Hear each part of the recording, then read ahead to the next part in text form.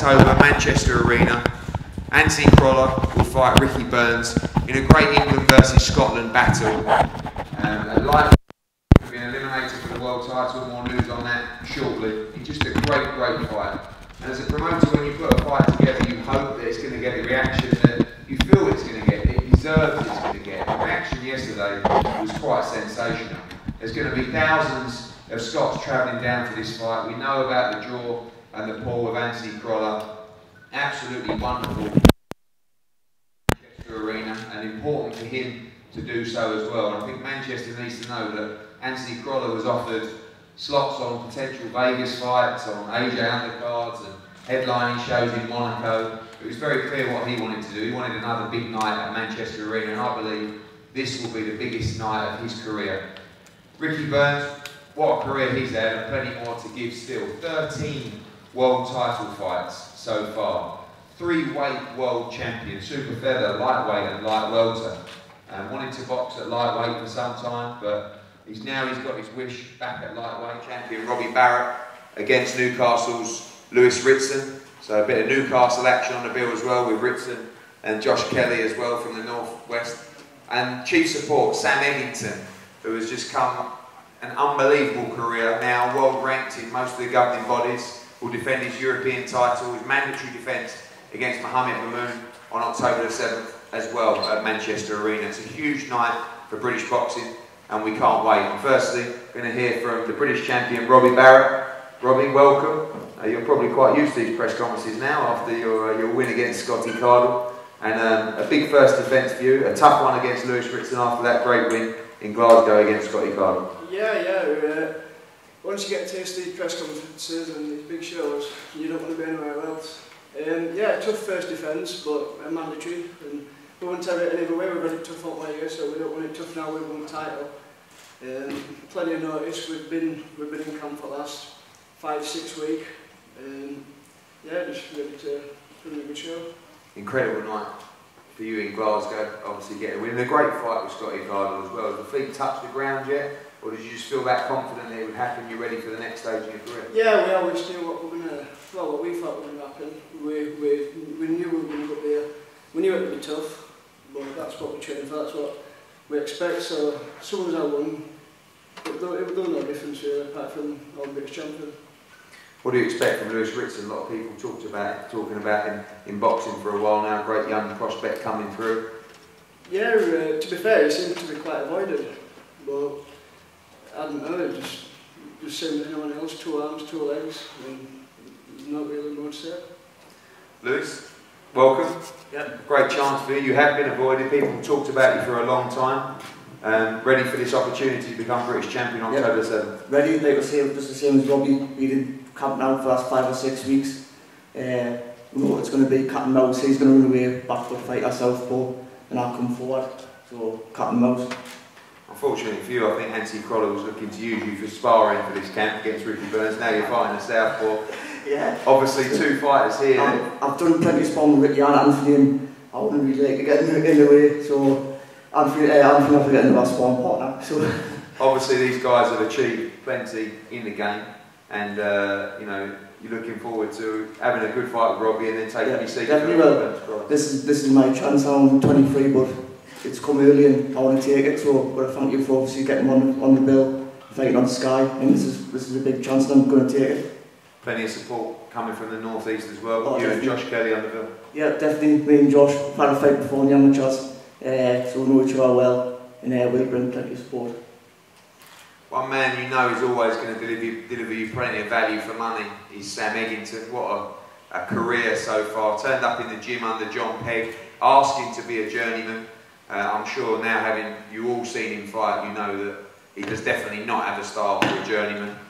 Wouldn't last too long at all. Sporting a tan for the first time in many a year that I've seen him. He's enjoying his holidays these days. And Sam, back on a big card now. This is all bread and butter for you, and a mandatory defence of your European title. Yeah, mandatory defence. You know, when you're given a mandatory, it's nice to sort of get it out of the way. Hopefully, you know, fingers crossed, all goes well. So yeah, it's nice to be back in Manchester. I've had a lot of my big fights in Manchester, obviously down to a cell. winning the British. So you know, Manchester's like second base for my big fights. So yeah, I'm looking forward to it. Mamoon, a good talent, EU champion, obviously has a win over Serafino Rodriguez as well, but you beat quite awkward again, quite an awkward opponent, and you're having to beat these opponents that generally don't have the best style for you, but you feel you're really learning to adapt now. I mean, like I say, you know, a come forward fighter, you know, is meat and drink for me, so you know that sort of thing, you know, I enjoy. So these tricky fighters the last few, like Frankie Gavin, Malignaggi, Rodriguez was quite tricky. So you know, it's just all experience for the next one, I suppose. I don't watch this kid. I don't watch him. You know, I leave it to John and the team. So you know, I listen to John and the team. We'll go from there. People getting very carried away with your story and your journey, talking about Jeff Horn and Lamont Peterson and Danny Garcia and these kind of guys. How far do you feel you are away now from challenging for that world title? Look, there's only one more step to go. You know, I'm the European champion. You know, if I didn't think I could win a world title or definitely compete at that level, you know, I might as well quit now. 100% think, you know, give me a shot and I'll go and win one. So, you know, I've still got my mandatory, get my mandatory out of the way, and then from there on, I'm taking all takers. I mean, you know, if the phone that rings, and I'll take any fight as long as it's, you know, as long as it's a big fight. You know, I'm not going to go backwards. So, get me a big fight and I'll take it 110%. Sam Eggington defending his European title against mandatory challenger Mohamed Mamoon from France on October the 7th. Charlie Sims, firstly, welcome up. A big fight for the Sims camp. Obviously, your dad Tony has been training Ricky for some time now. Won the world title against Michele De Rocco, and this was a fight that you all called for after the recent Ndongo defeat, and very excited for October the 7th. Yeah, it's a huge fight. It's a superb fight. I don't think we have to really oversell it. I think both of these guys are very capable of getting in and having probably, I'd say potentially one of the fights of the year. I think this is going to be a great scrap. And there may not be any titles on the line, but there's a great opportunity for the winner of this fight. And I think that, although I know both of these guys very well, both aspects of the sport of boxing, it's a fight that's a must-win for both guys. Thank you, Charlie. Ricky, this was a fight, I think, 3 weeks ago you were sat in the office and you said, this is the one I want, this is the only one I want, you have to get me this fight. And now you've got it. And I know these are the kind of fights that you absolutely live and breathe for. I know, well, this is my first time obviously coming and fighting in Manchester. So I'm sure it's going to be a great night for the fans. But you know, I've got so much respect for Anthony. He's a great fighter. But you know, this is going to be a great fight. I'm just really looking forward to getting in there. I know that we're back down to lightweight. I had been speaking about it before, but Tony wasn't too keen on it. But I'm sure I know that I can do it properly, and like you said, this fight could lead to bigger things. An unbelievable career so far, obviously a 3-weight world champion. This fight's been talked about for some time, probably a good few years now. And you must have a game plan going into this fight. I'm sure you've watched virtually the whole of Anthony's career unfold before your eyes. Well, this fight was even spoke about when we were both fighting at Super Fella. So obviously the last few years, and now it's came about. I think both of us are very important now. Both of us coming back after a loss. Looking to get our names back up there, so for me this was the perfect fight and the only one for us. Massive response yesterday, huge profile fight. Must win fight for Ricky Burns, October the 7th? No matter who I'm fighting, that's the way I'm always looking at it. Obviously I need to go out here for the incentive that's been put in front of me, obviously back down to lightweight, possibilities of going on challenging for another belt. I need to make sure I go out here and win this, which I'm confident in doing. Finally, you've had unbelievable support at the Hydro in your last 3 fights. We know you'll have huge support from the Scottish fans as well, but Manchester Arena, some great atmosphere. Bit between your teeth going into the Lions Den, taking this fight as well. 2 years I can out to obviously lay it all on the line and the best man will win.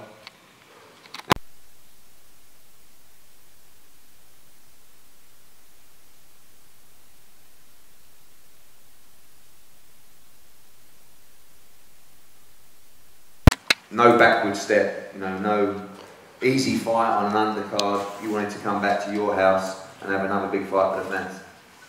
Yeah, it's a no-brainer. I think me and Ricky are sort of cut from the same cloth in that. We both fought the top fighters in the world recently for the last few years, and we probably would have been welcomed. I don't know if there's a such thing in boxing, but a bit of a nice, easy fight, a bit of a touch. But we're real fighters, and that's what we want. And this is a real fight, and there's so much on the line. Like you just said, then it's the winner. I think it's almost guaranteed a world title fight or thereabouts. And this fight, obviously, it's not gonna there's not gonna be too much trash talk, and something like a gloves are off would probably be pretty painful with us both. But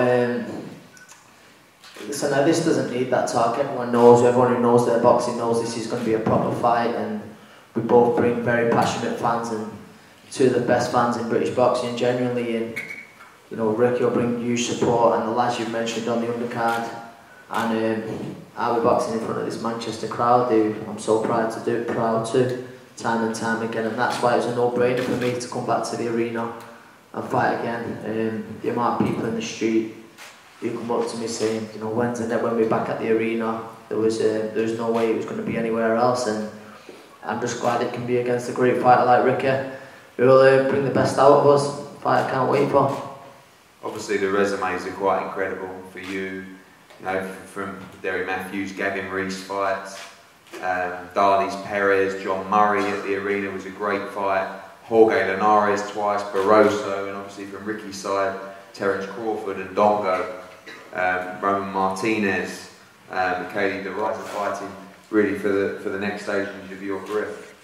Yeah, definitely, and those names you just mentioned on both parts are great names, sort of some of the elite in world boxing. And Ricky, he mentioned it before, from 2011, I remember boxing in Motherwell, and there was a lot of talk of us two fighting then as super featherweight. So it's good that 6 years later we're finally getting it on, but I believe now it will be a better fight than what it would have been then. I've certainly improved as a fighter, and Ricky has too. So like Ricky said, boxing fans will be the winner on this night, and it's going to be a special atmosphere. You mentioned it. There might not be a world title on the line, but when you've got two passionate crowds like us two bring, it's going to make for a red atmosphere, and it'll bring the best out of both of us.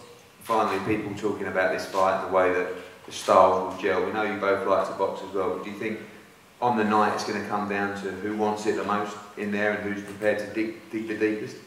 I think certainly both of us have never been lacking in digging deep, and we're both the winner will certainly have to dig deep that night.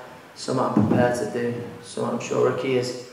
But I think we've both got great camps behind us, great trainers, and I believe tactics will play a big part, but I think sooner or later there'll come a point where me and Ricky meet in the centre of the ring and we exchange blows, and that's when that roof off that arena could come off. We'll go to war, and I'm very confident.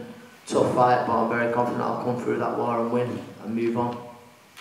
Both men confident in this main event. Just want to say again what an honour it is to represent both these guys, not just in this fight but in the recent fights. And like I said, to make sure this sport keeps thriving, you need fighters and teams that are willing to be involved in fights that the public want. And on October the 7th, you've got a great opportunity to see another great fight in Manchester with a huge card as well. So thanks for coming. All the guys here are going to be available for one-on-ones. We're going to have a group shot, then head-to-head.